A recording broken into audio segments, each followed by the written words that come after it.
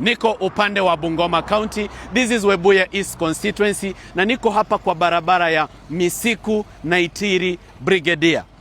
Hii barabara ambayo unaiona hii, ambayo haina lami na inakaa namna hii ya wakulima wa miwa, imekula pesa yangu na yako mabilioni ya pesa.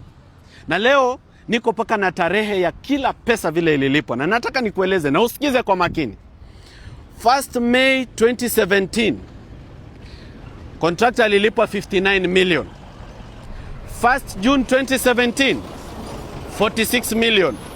February 2018 46 million. February 2018 tena 39 million.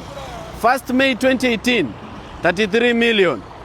1st May 2018 tena 32 million. 1st November 2018 79 million. February 19th, this is 2019, akalipwa shilingi 53 million. April 2019 34 million. June 2019 16 million. June 2019 again 32 million. October 2019 20 million. February 2020 42 million. February 2020 35 million. January 2021 24 million. June 2023 26 million. June 2023 again 63 million. November 2023 76 million. February 2024 51 million. April 2024 40 million. 19th April 2024 12 million. He has been paid a total of 940 million. Na sio hiyo peke yake, hiyo ni phase 1. Phase 2, nataka nikwambia amelipwa pesa ngapi phase 2? Amelipwa 70 million, 45 million, 22 million, 17 million.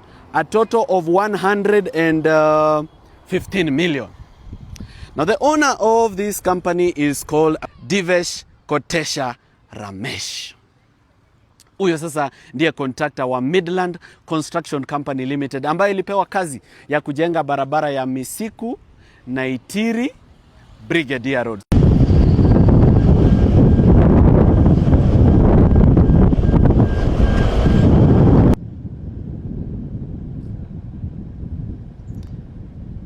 Kwisha. There is a Akatamak that begins here.